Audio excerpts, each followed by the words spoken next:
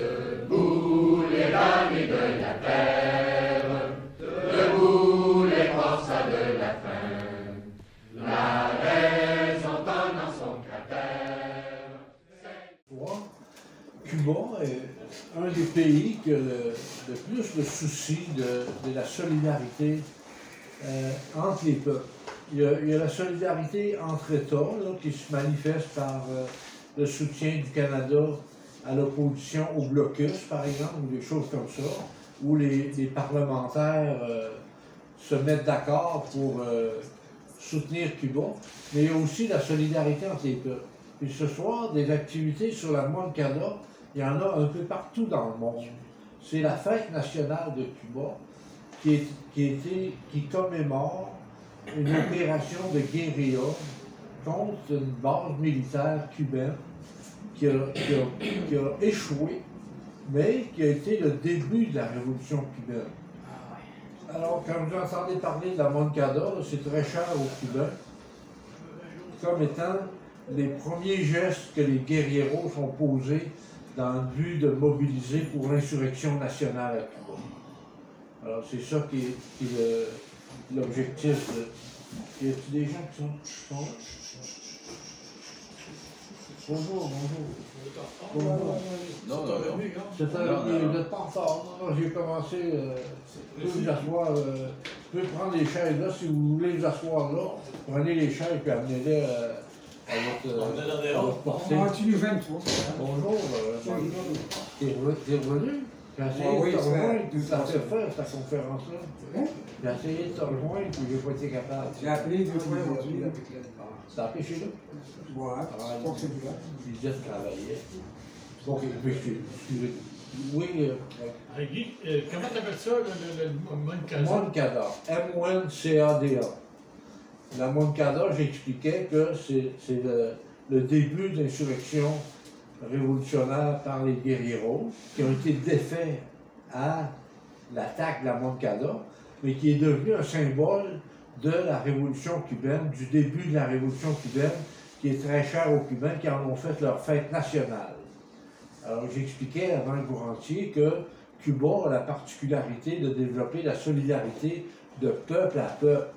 En plus des États qui soutiennent Cuba, comme le Canada qui soutient, qui est contre le blocus de Cuba, il y a partout dans le monde des équipes de sympathisants de Cuba qui essaient de développer la solidarité interpeuple, entre les peuples à la base, et dans différentes commémorations, dans différentes actions, comme il y en a eu ici à Québec pendant des années, une manifestation contre le blocus devant le consulat américain que Michael présidait, notre ami, notre cher ami de Cuba.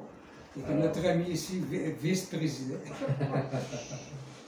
Alors, on est bien heureux de vous accueillir. C'est ça. Peut-être que c'est des choses que vous connaissez déjà, mais on va les rappeler pour que tout le monde soit sur le même pied en ce qui a trait à sa connaissance du blocus de Cuba, de l'intervention américaine à Cuba.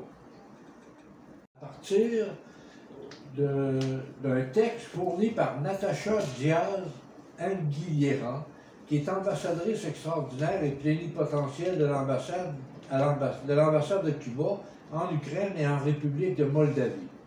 Alors, elle a fait l'histoire du blocus, juste simplement inspirée d'extraits de son texte pour présenter cette histoire-là.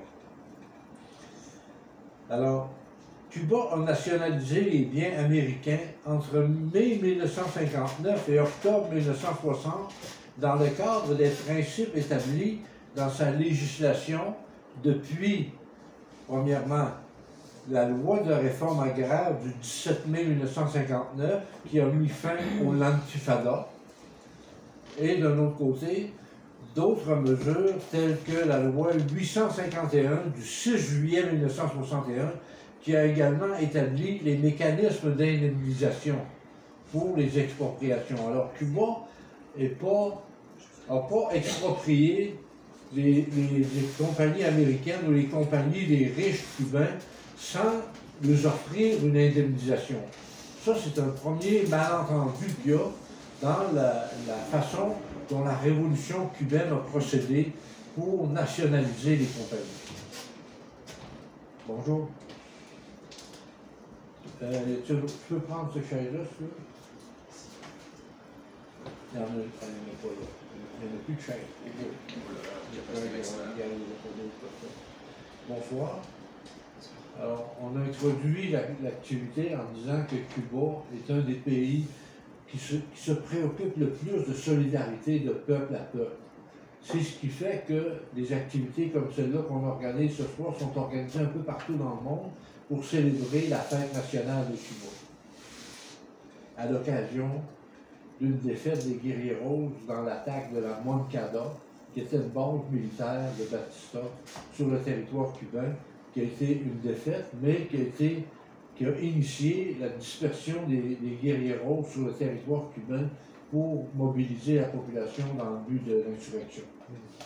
Alors j'expliquais que les expropriations se sont faites dans le cadre d'une loi agraire pour distribuer les terres aux paysans cubains en mettant fin aux propriétés des lantifadas.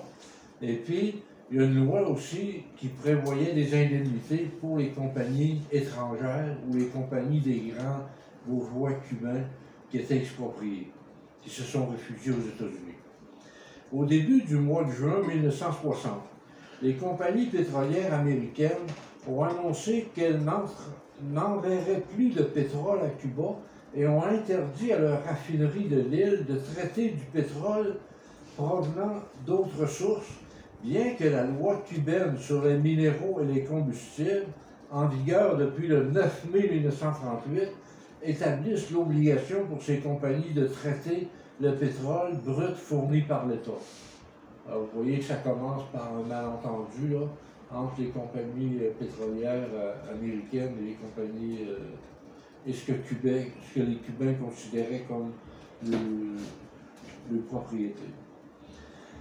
Les tyrans avaient usurpé le pouvoir à Cuba depuis 1952 avec le soutien total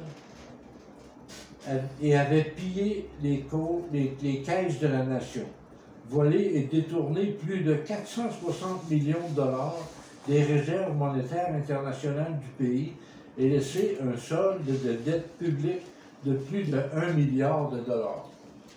Alors, quand on parle qu'une révolution s'insurge contre la bourgeoisie, ben c'est ce type d'exaction-là face aux finances nationales que les révolutionnaires voulaient corriger. L'indemnisation proposée par Cuba pour les compagnies expropriées. C'est le titre d'un extrait que je vais vous lire.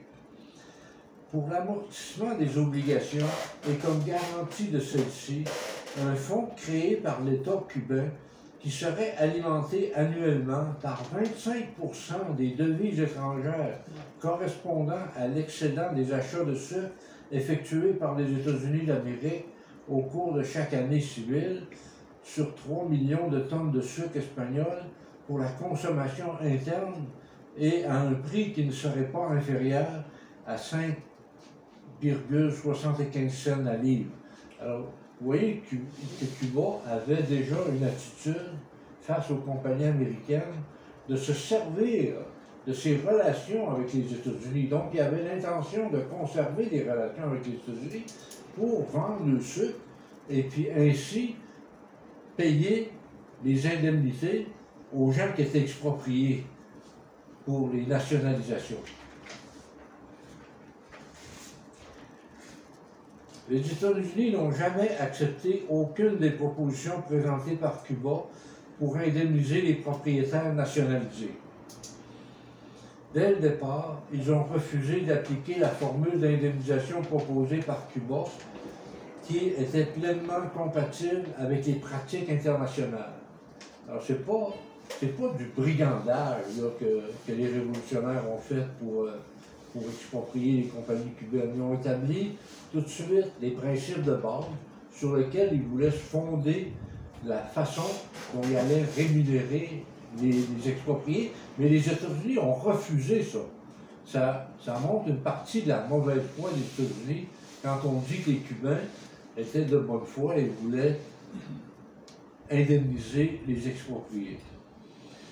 À l'exception des États-Unis, les autres pays ont adopté une position respectueuse de la décision souveraine de Cuba et ont entamé des négociations avec les autorités cubaines afin d'indemniser leurs ressortissants pour les biens qu'ils possédaient sur l'île. Des accords ont été conclus avec la France, la Suisse, la Grande-Bretagne, le Canada et l'Espagne, entre autres, pour procéder à l'indemnisation en fixant des délais d'exécution conformément à la pratique internationale en la matière. Alors, c'est là qu'on passe au blocus, parce que, comme je dis, les compagnies américaines ont refusé les indemnisations, puis le gouvernement américain a endossé la position des compagnies américaines.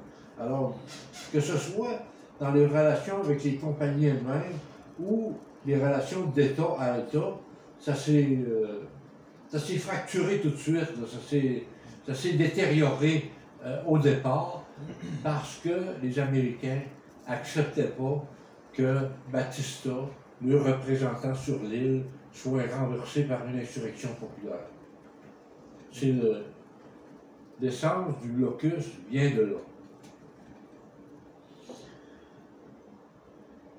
Le blocus, en poursuivant l'isolement, l'étouffement, l'immobilisme de Cuba, dans le but avare d'asphyxier son peuple et de le conduire à renoncer à sa décision d'être souverain et indépendant, tout cela constitue précisément les éléments cardinaux du concept de blocus, qui signifie couper, fermer, couper la communication avec l'extérieur pour parvenir à une reddition de l'assiégé par la force ou par la famine. Alors, c'est pas innocent que les États-Unis aient décidé de procéder à un blocus. C'était avec l'objectif d'en finir avec le nouveau régime qui venait de s'installer, qui était essentiellement une insurrection populaire là, de type insurrectionnel. Je ne peux pas dire d'autre chose que ça. Ensuite, en 1992, la loi Torricelli a fait du blocus une question extraterritoriale en sanctionnant des sanctions tierces, puisque la loi interdit aux filiales américaines dans les pays tiers d'échanger des marchandises avec la Grande Antille. Par la suite, la loi Helms-Burton a encore intensifié et enraciné la politique d'hostilité à l'égard du peuple cubain. C'est quoi que je vais expliquer par la suite, là, à la suite de mon exposé sur les différentes attitudes des présidents, des Américains. Ces lois-là vont revenir dans le paysage. Là. La loi décrit de manière assez détaillée ce qui se passerait avec l'hypothétique défaite de la révolution cubaine à la suite de la guerre économique. Il y aurait ce qu'ils appellent une période de transition, au cours de laquelle les institutions de la société cubaine seraient démantelées. Le pays se retrouverait avec une société cubaine, entre guillemets, là, et une société cubaine serait démantelée et le pays passerait sous la domination totale des États-Unis. Alors, l'objectif du blocus est vraiment de défaire le régime, de défaire le système de gouvernement que les Cubains se sont donnés à la suite de leurs insurrections. Tout au long de la loi, il est répété avec insistance que pour l'élimination du blocus et les relations futures avec un Cuba supposé après-révolutionnaire, une condition indispensable serait la restitution des biens à ceux qui les avaient perdus le 1er janvier 1959. Alors on se souvient que ces propriétaires-là ont refusé l'indemnisation. Alors ils ont coupé les ponts avec Cuba, eux autres, de leur propre initiative, pour que Cuba se retrouve isolé au niveau international.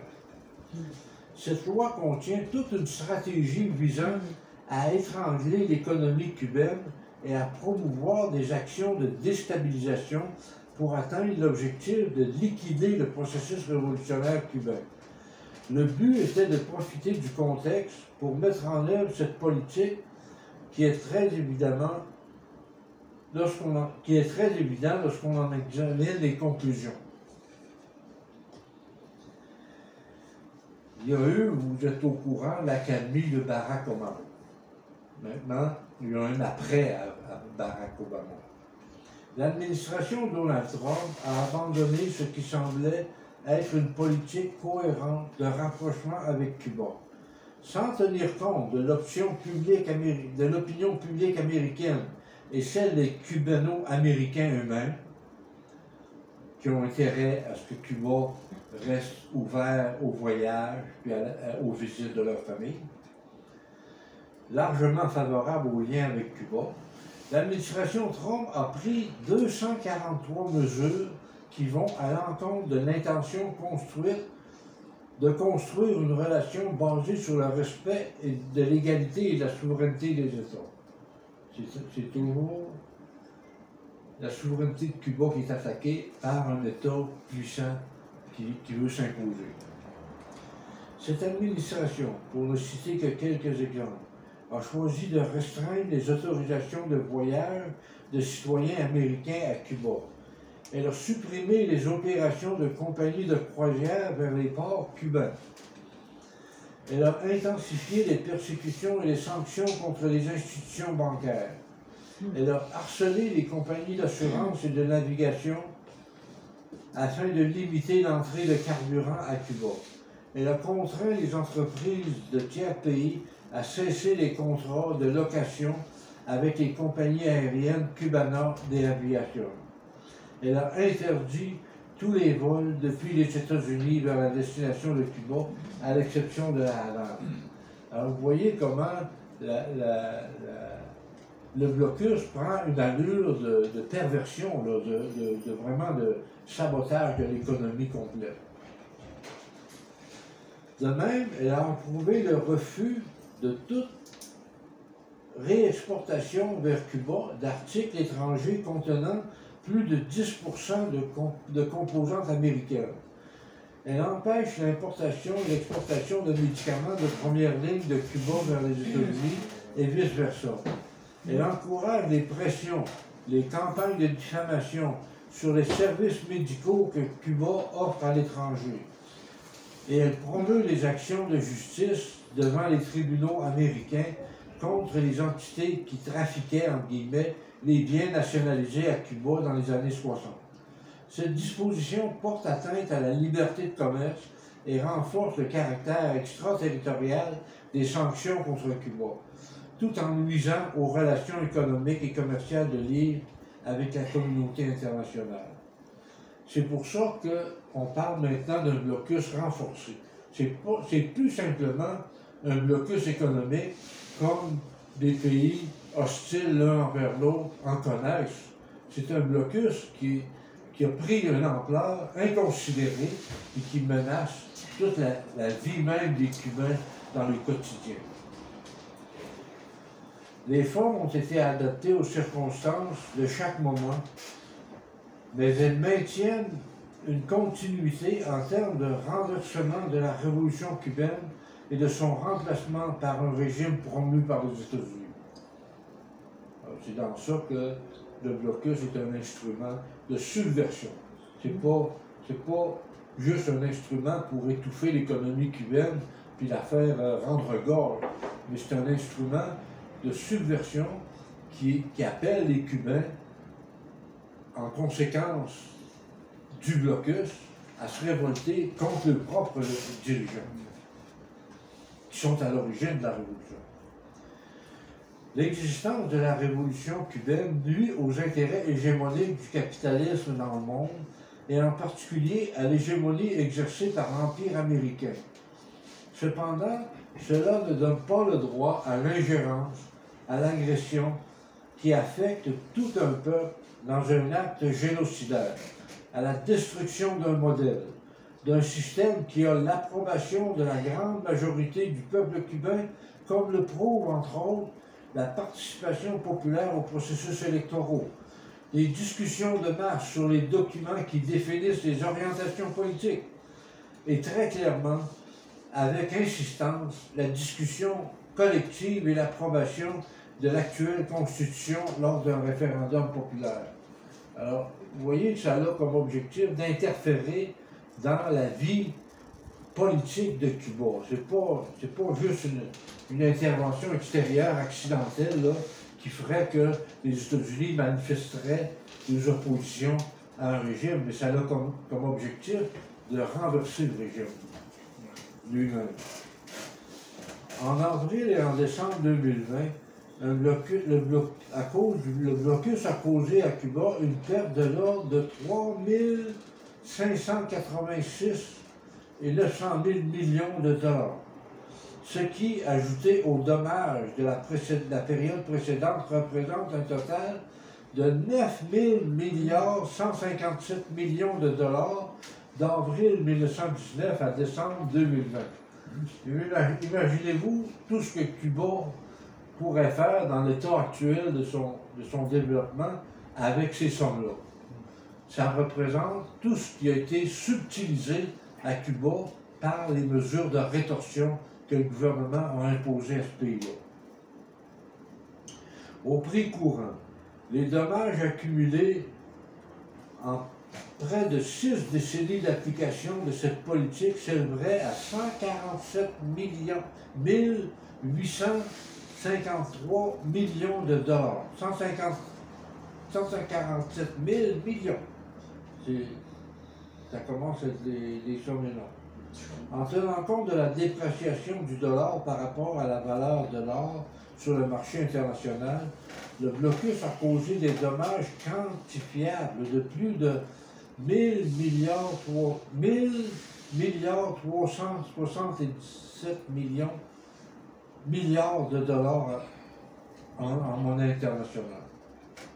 Alors c'est comme si vous subtilisez tout ce qu'il y a de création de richesse à Cuba par le travail, par l'agriculture, par la capacité d'inviter des étrangers à venir séjourner à Cuba. Tout ça est subtilisé par le gouvernement américain pour son propre profit au détriment de la révolution cubaine. La conversion des coûts du blocus en capacité de paiement du pays permettrait au moins, en moins de 5 ans, de remédier de manière significative à l'obsolescence d'une grande partie des infrastructures cubaines, les routes, les usines, les hôpitaux, les écoles. En particulier, de transformer la matrice énergétique du pays en faveur d'une source énergétique renouvelable. On se souvient que Cuba est alimenté par le pétrole pour son énergie. Alors il y a des plans maintenant par les autorités cubaines pour transférer cette source d'énergie-là vers du renouvelable.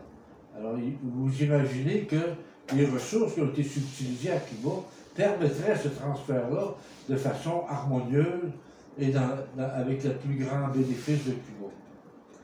La disponibilité de ce montant permettrait de renverser favorablement la situation financière du pays, de consolider la confiance des investisseurs et des créanciers extérieurs et d'augmenter substantiellement la capacité d'accès aux marchés financiers et aux marchés de capitaux.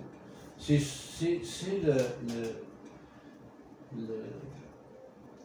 l'illustration d'un sabotage volontaire et agressif des États-Unis envers Cuba. Maintenant, j'aimerais vous donner un aperçu de ce que les différents présidents ont adopté comme mesure face à Cuba. Peut-être que vous allez en reconnaître quelques-unes parmi celles qui sont mentionnées, mais chaque président a sa responsabilité dans le blocus de Cuba, y compris Obama. Qui s'est donné une image de vouloir restaurer la confiance des Cubains dans les États-Unis en disant que les méthodes passées n'avaient pas fonctionné. Donc, il fallait employer des nouvelles méthodes. Les nouvelles méthodes, vous allez les voir là. Alors, à partir de la nationalisation, Eisenhower a refusé l'indemnité promise par les Cubains.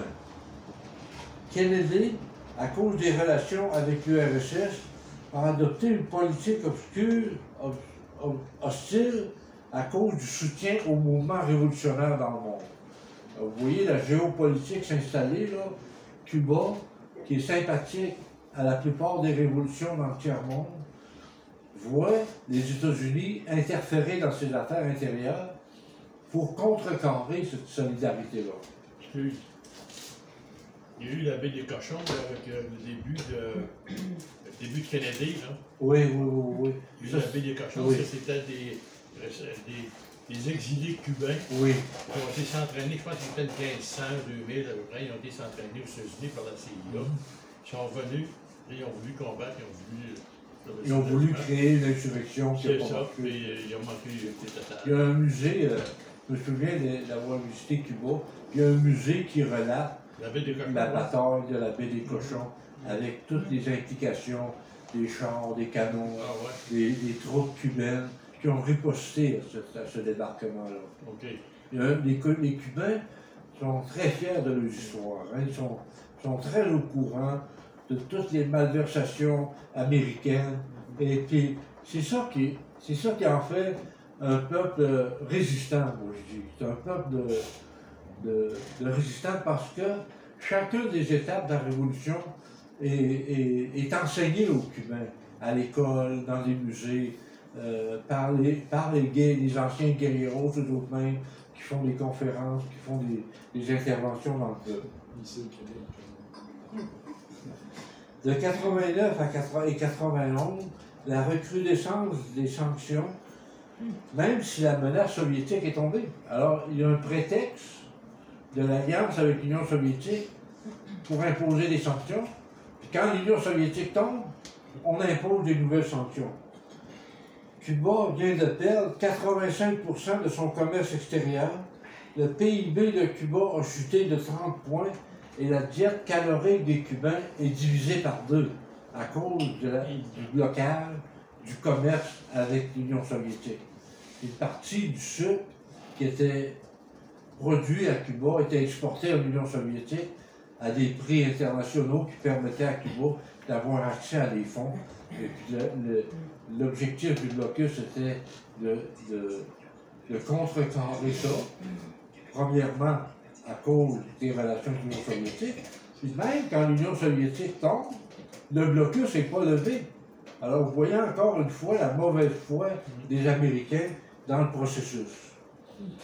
Bush père, en 1992, adopte la loi Torricelli, extraterritoriale. Ça veut dire que c'est une loi qui s'applique dans d'autres pays que les États-Unis. Le Canada n'a pas accepté cette loi-là, parce que ça concernait des compagnies canadiennes. Tout bateau qui accoste à Cuba se voit interdire pour 6 mois l'entrée dans un port américain. Les prix du transport est multiplié par 2. Alors encore là, c'est une entrave au développement économique, commerce international que Cuba était capable d'opérer avec différents pays. Commence alors la période spéciale. Clinton, en 1996, prodige la loi Helms-Burton, extraterritoriale et s'appliquant avant son adoption.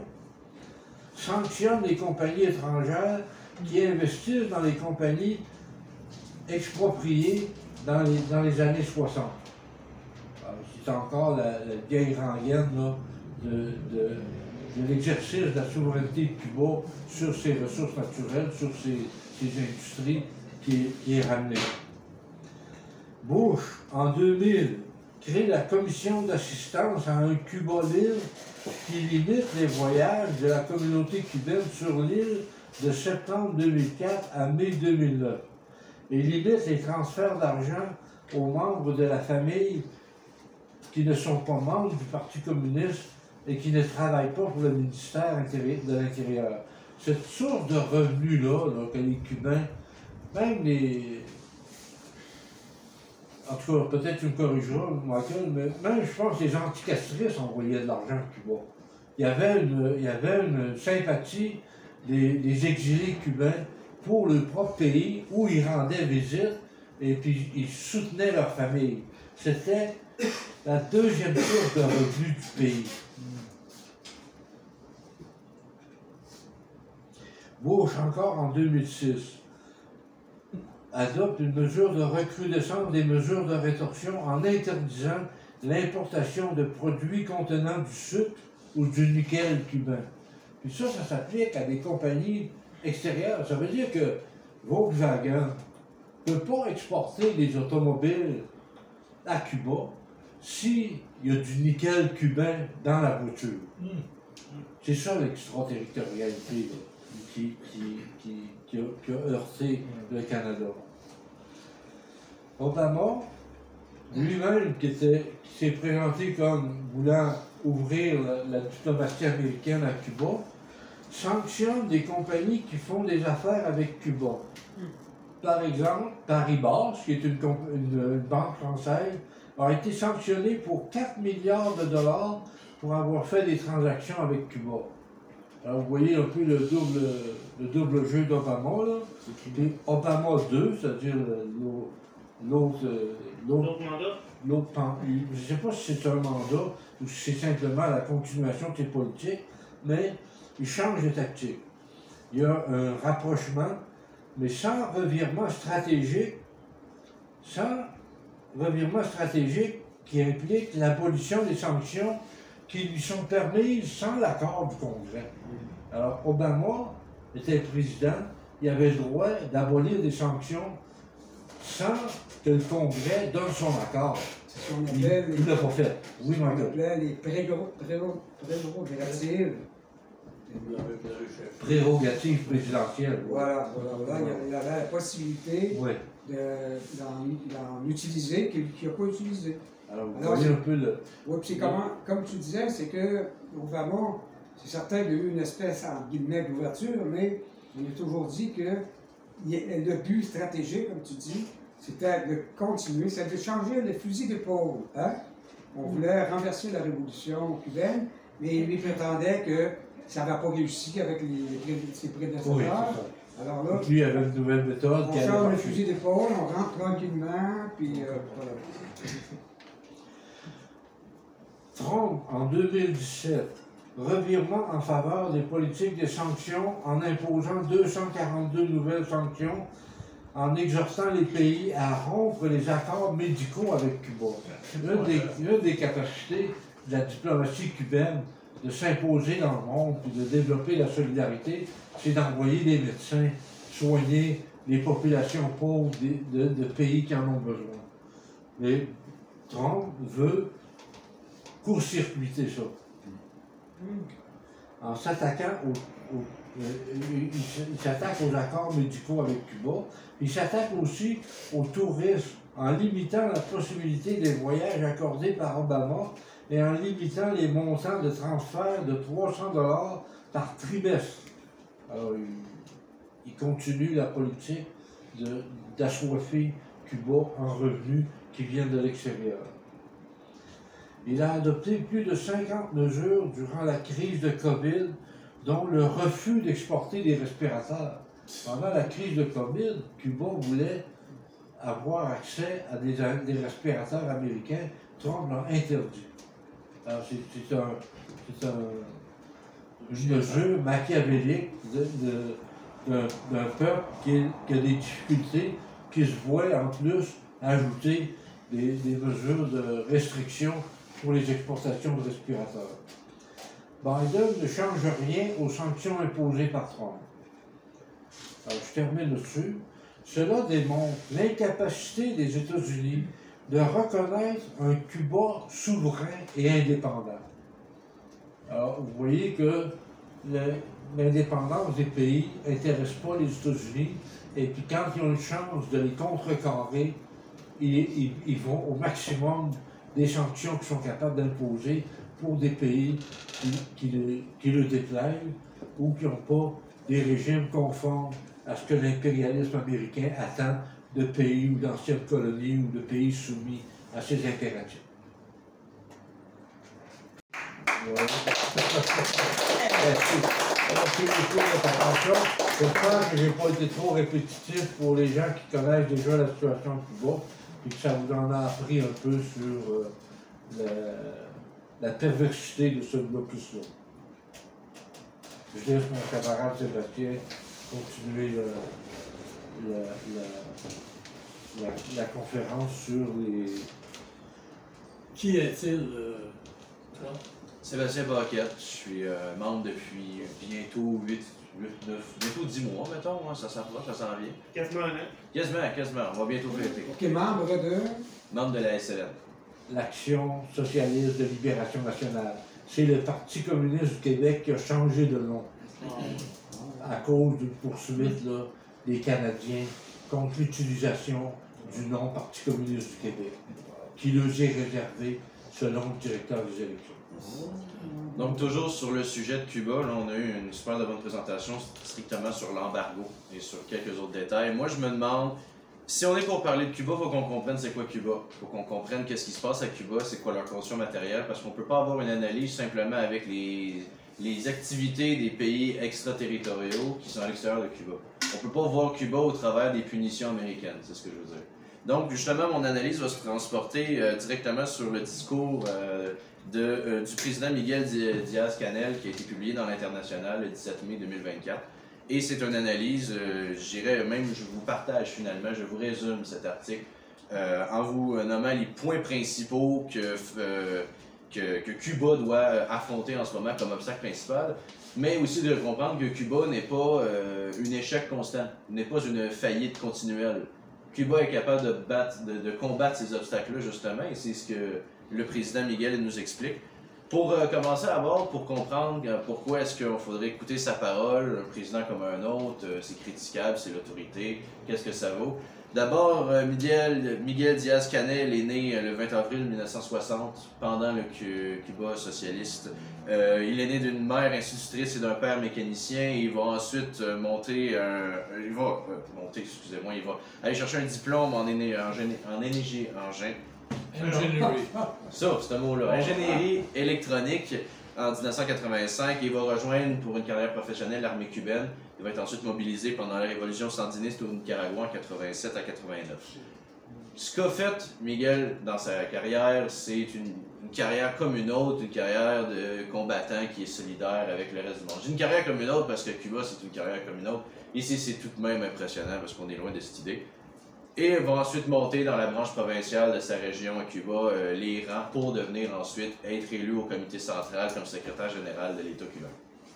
Aujourd'hui, c'en est le président depuis 2021. Il succède à Raúl Castro, le frère, montage, frère de Castro, évidemment, la fidèle. Donc, de quoi on parle généralement? Là, on a parlé de l'énergie. On a parlé de comment est-ce qu'ils font pour avoir de l'énergie. Parce que ce qu'on entend souvent qui sort de Cuba, c'est juste les mauvaises nouvelles. Parce que l'important, c'est qu'on n'entende pas des bonnes nouvelles, parce que Cuba, c'est un État en faillite, en défaillance. Le socialisme, ça marche pas. Il faut que vous le rentrez dans votre tête. Ça n'existe pas d'autres nouvelles. Le socialisme, ça marche pas, guys. L'énergie à Cuba fonctionne avec une 2 vitesses, un système à 2 vitesses. On a de la thermoélectrique qui fonctionne, thermoélectrique finalement, avec l'air chaud, en gros, si vous voulez que je vous dise entre autres mots, qui sort de la terre directement, et la production est faite d'un brut national qui est très lourd en soufre. Qu'est-ce que ça veut dire concrètement pour les conditions matérielles? 300 millions de dollars par an d'entretien sur ces installations-là précisément. La problématique, on n'a pas assez d'installations à Cuba pour souvenir à toute l'énergie de la nation. Donc, si on veut pouvoir entretenir ces industries électriques-là sans défaillir le système ou les détruire, il faut mettre une pause sur la production thermoélectrique et donc utiliser une autre énergie pour produire de l'électricité qui devient du mazout et du diesel. Et la problématique, c'est que le mazout et le diesel, c'est une des premières choses qui sont impactées par le blocus et l'embargo américain. Il n'y a pas de mazout et de diesel qui peuvent rentrer dans le pays, et s'il y en a, c'est en très petite quantité venant du Venezuela et du Nicaragua. À l'international, ailleurs, il n'y a rien qui rentre. S'ils sont capables d'avoir justement du mazout et du diesel, c'est avec leur production brute chez eux, mais cette production n'est pas assez développée et n'ont pas le financement et l'argent nécessaire pour l'augmenter. Donc, des pannes électriques, depuis justement les 243 mesures de Trump, qui ont durci cet embargo, les pannes électriques sont récurrentes depuis justement ces années. Parce qu'il faut entretenir le système d'énergie. Ça, c'est la problématique. Cuba, c'est pas un peuple qui va s'arrêter sur la problématique. On va se battre pour trouver une solution. Et c'est ce que justement va appeler Diaz-Canel la révolution créative. Créative pas au sens artistique, art plastique au primaire, mais créative au sens de créer. Parce que oui, il y a un embargo, ça dure depuis la création même de l'État cubain, mais on pourra prier à cet État impérialiste et dégueulasse d'avoir la morale et l'éthique de cesser de martyriser un peuple sur son île. On ne pourra le prier comme ça et attendre sa bonne foi. Ce qu'il va falloir, c'est créer, passer au travers des obstacles, fonder une société qui est meilleure avec les ressources qu'on a, avec le peu qu'on a, mais avec le mieux qu'on a. Et cette notion, justement, c'est qu'un État qui est dans l'embargo américain depuis 63 ans va passer au renouvelable et veut faire du photovoltaïque, veut faire du éolien, veut améliorer ses méthodes. Et en ce moment même, ce discours-là a été écrit en 17 mai 2024, cette année. Le photovoltaïque, c'est-à-dire les panneaux solaires, en d'autres mots, est en production actuellement. Et ils pensent même pouvoir atteindre, d'ici 2030, 20% d'énergie renouvelable. C'est de se dire, un État qui est en embargo militaire dans le monde est capable d'avoir des conceptions environnementalistes et de commencer à se setter des objectifs environnementalistes, alors que nos États bourgeois et capitalistes, qui ont toutes les ressources du monde qui volent sur la planète entière, ne peuvent à peine conceptualiser, signer un papier symbolique d'un traité de Paris ou Kyoto ou peu importe le nom de la ville où ils vont se réunir avec leur jet privé. Ils vont signer ce papier-là pour une simple symbolique qui ne valent rien, ils ne veulent jamais le respecter. Mais on a un Cuba qui, en embargo militaire avec le peu de ressources qu'ils ont l'énergie tout de même d'aller se battre pour des ressources renouvelables et de se battre pour une planète plus propre. Alors même qu'ils ont de la misère à subvenir à leurs propres besoins. Ça demande une certaine solidarité de comprendre que cette situation, elle transgresse leur simple réalité. On a transgressé un individualisme d'État.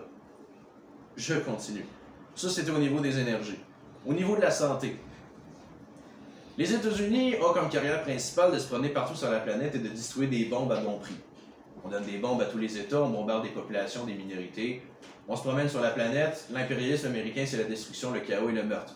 Et si je peux me permettre, le génocide, pourquoi pas. Cuba, lui, sa puissance internationale, c'est la santé.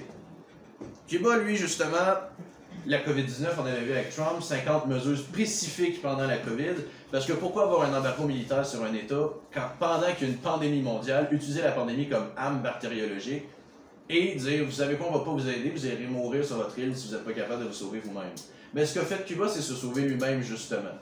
Cuba, justement, n'avait aucune production de vaccins avant la COVID. Ce qu'il a fait, il a envoyé 46 brigades internationales de santé qui étaient surtout en Italie, partout en Europe, partout en Occident, au travers du sud et de l'hémisphère sud du monde entier, pour aller aider les peuples qui avaient de la misère avec cette épidémie de COVID-19 et de répertorier ce qui se passe sur le terrain, pour rapporter les informations et pour ensuite directement lier toute la gestion de l'État à une gestion de la santé et d'avoir des réunions toutes les semaines hebdomadaires pour lier le maximum de pouvoir étatique à la santé et de bâtir une industrie biopharmaceutique pour créer des vaccins eux-mêmes.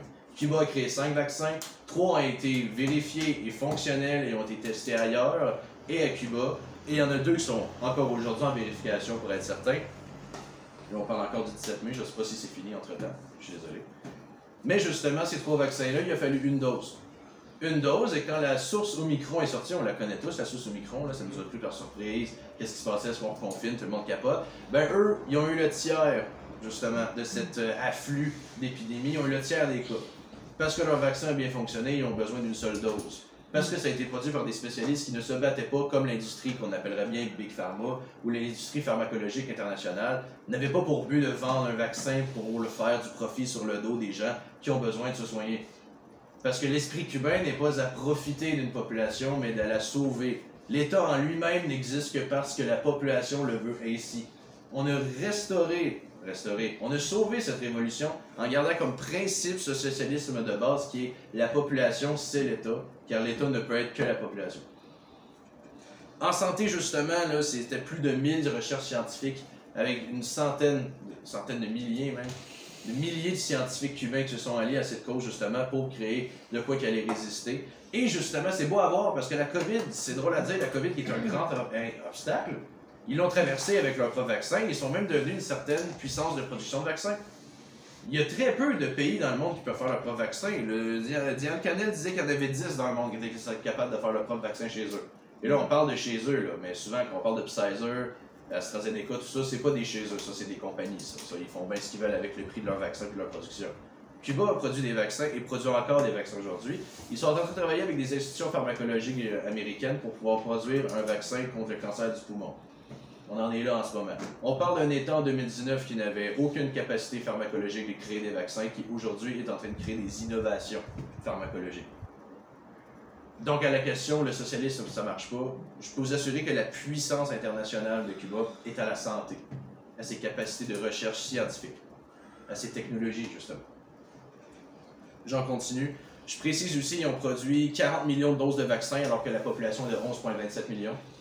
Ils ont surproduit. Et si j'avais bien compris, ça a été distribué justement à des pays ailleurs dans le monde. Et à la découverte de leur principe pour faire les vaccins, ça a été aussi distribué à d'autres pays dans le monde. Parce que le but, justement, c'est pas de garder des technologies avec du chauvinisme social et de le garder chez nous.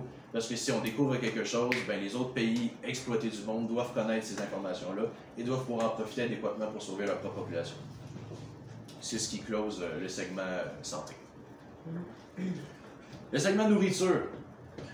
Le segment nourriture, c'est 2 milliards de dollars d'importation de nourriture à tous les ans. Il n'y a pas d'autonomie alimentaire à Cuba, malheureusement, surtout depuis l'échec de l'Union soviétique et la baisse de 80% de son marché international.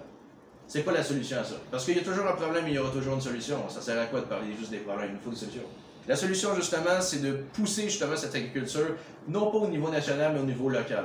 De responsabiliser les localités, de donner une autonomie locale à la production alimentaire pour que la distribution alimentaire se fasse directement en localité, ce qui réduit les coûts de transport, qui réduit les ressources nécessaires pour transporter, dont l'essence, qui est tout aussi nécessaire pour faire fonctionner leur électricité, et qui ensuite aussi permet donc aux communautés de mieux manger directement chez eux, avec aussi la nourriture plus adaptée à leur propre environnement. Mais l'agriculture, ça ne peut pas être quelque chose de réglé tout seul. C'est dépendant uniquement des sources d'énergie et des sources de financement pour pouvoir labourer la terre et avoir des bons équipements. Vous allez peut-être remarquer le petit pattern, mais il y a plusieurs problèmes qui se relient un après l'autre. Ensuite, tout est beau, hein? Tout est beau? Oui! À l'international, justement, j'ai une petite citation justement de Miguel. Miguel, je le dis comme si c'était un bon pote.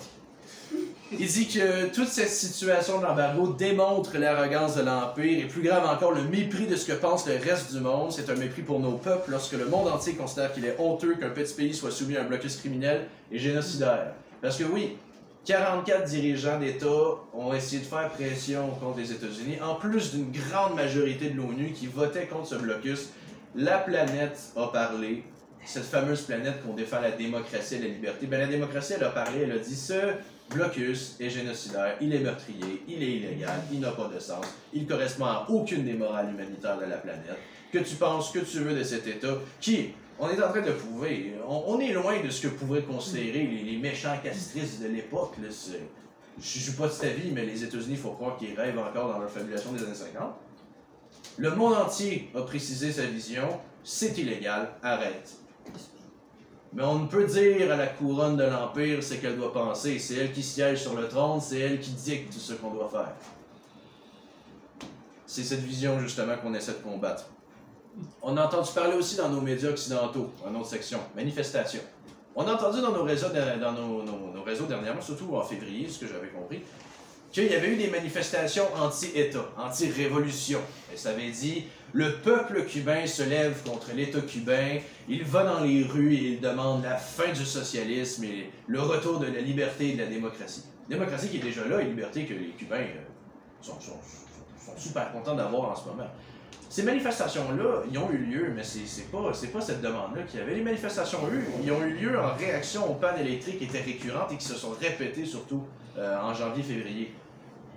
Ces gens qui sont allés dans la rue, justement, la question qu'ils posaient, c'est « Attendez, ce que nous voulons, c'est parler au gouvernement, on veut parler au parti. » Ce qu'a fait le parti, ce qu'a fait le gouvernement, ce qu'a fait la démocratie cubaine, c'est sortir dans les rues et aller parler à ces manifestants-là. Ils ont parlé, ils ont récolté des informations, ils ont communiqué, Ils sont allés directement aux côtés de la population. Je vous dirais, moi, le nombre de manifestations que j'ai faites devant l'Assemblée nationale sans voir un maudit fonctionnaire public sortir pour venir nous voir. J'en ai même vu qui nous regardaient de loin sur le bord de nous lancer de la miette de pigeon pour nous nourrir. Attention. Là-bas, on sort des institutions publiques, on va voir la population, on leur demande. Dès 7 h le soir, c'était fini. Parce que la question, il fallait informer la population, et si cette population s'est sortie peu informée, ben c'est la responsabilité de l'État d'aller voir sa population et de dire qu'est-ce qui se passe, puis d'être honnête, parce que c'est comme ça qu'un État est censé fonctionner.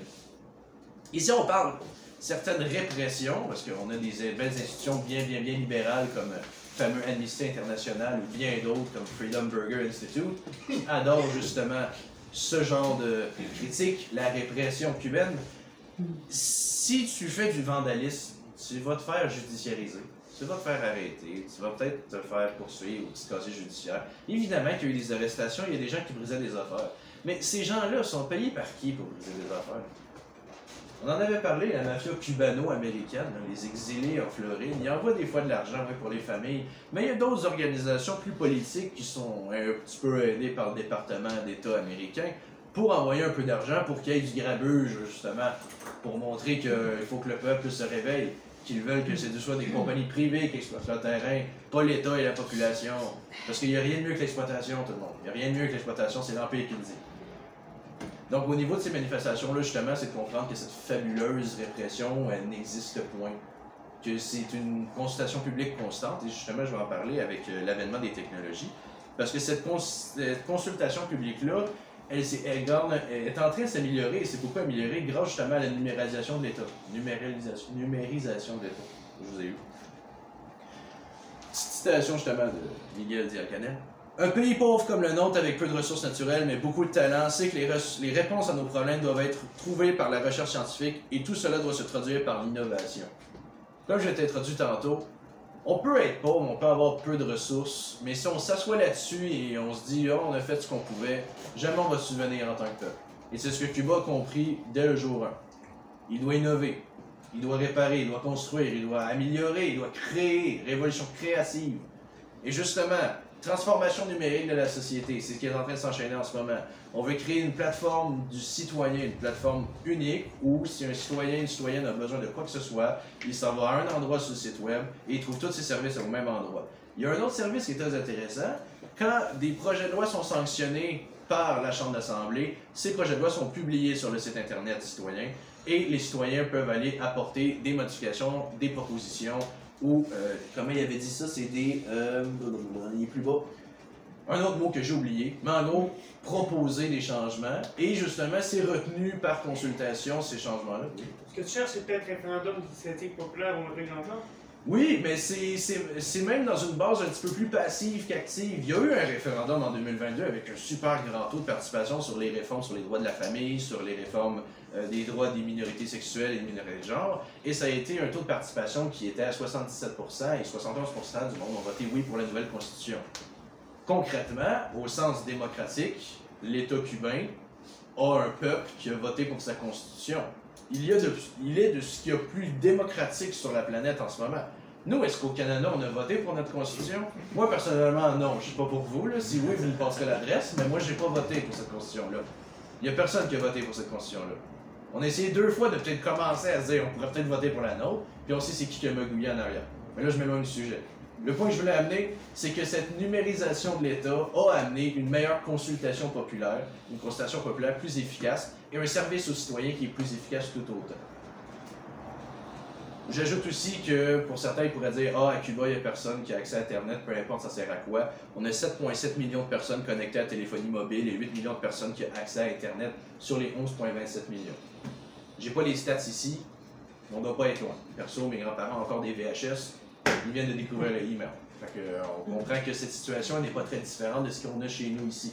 Donc, toutes les critiques qu'il y a de les gens dans le Sud, ils n'ont pas connexion à Internet, ils vivent dans des paysans dans le passé, il faut se détruire ces conceptions racialistes-là. Je continue. Sur le point justement de cette révolution créative, le point que j'essaie d'amener généralement, c'est que le blocus, c'est pas une excuse. Le blocus, c'est pas une finalité. Le blocus, c'est qu'une condition. C'est qu'un dos d'âne, un obstacle, un mur à gravir, un mur d'escalade, si vous voulez, peu importe l'analogie. le blocus, il ne faut pas le voir, les cubains qui disent « je peux pas manger à cause du blocus », qui se disent « c'est fini, je vais attendre que le blocus finisse, je vais manger après ». Ils disent ça pour introduire une phrase, pour ensuite dire « alors donc je m'adapte de cette manière ». Le blocus, c'est pas ce qui va signer mon arrêt de mort. Parce que Cuba a décidé que ça allait transgresser ça. Le blocus ne pourra réussir à les asphyxier comme voulaient les États-Unis. Prouvez justement que les États-Unis ont tort d'essayer de faire ça, parce que ça ne fonctionnera jamais. Et justement, de la même manière, Cuba nous sert de phare international. Un peuple qui est isolé par la force, coincé dans son coin avec le peu de ressources qu'il a sur une île. Une île? Attention, une île, ça n'a pas beaucoup de ressources, là. C'est des plages. Il y en a plus, là, je fais des blagues, mais dans le sens que Cuba est isolé de force et il est isolé géographiquement en plus de ça, en plus d'être politiquement et internationalement isolé. Et tout de même, il réussit à innover, à s'améliorer, à s'adapter, à changer ses systèmes, à se créer en tant que peuple. Et ça, c'est une des meilleures façons de dire aux États-Unis, votre blocus, il sert à rien. Vous perdez de l'argent à faire semblant d'avoir l'air puissant. Petite vermine d'empire de merde. Alors, mon point, justement, je vais finir avec une question assez intéressante. Ici, une question que Dial Canel, avec son nom, j'ai de la misère à chaque fois, je suis désolé. Dial Canel, il va pas regarder ça. Dial Canel, justement, a posé une question au journaliste qui l'interviewait. Il disait que pouvez-vous attendre d'un gouvernement de la première puissance mondiale qui, pour attaquer un pays dont le seul péché est de vouloir l'autodétermination, l'indépendance, la souveraineté et de vouloir construire un modèle différent que celui que le gouvernement des États-Unis veut imposer dans le cadre de sa politique hégémonique, a recours à un blocus brutal pendant tant d'années et qui, pour renverser la révolution, doit recourir à des mensonges? Je vous pose cette question-là pour vous ouvrir une réflexion. Et ça conclut mon intervention.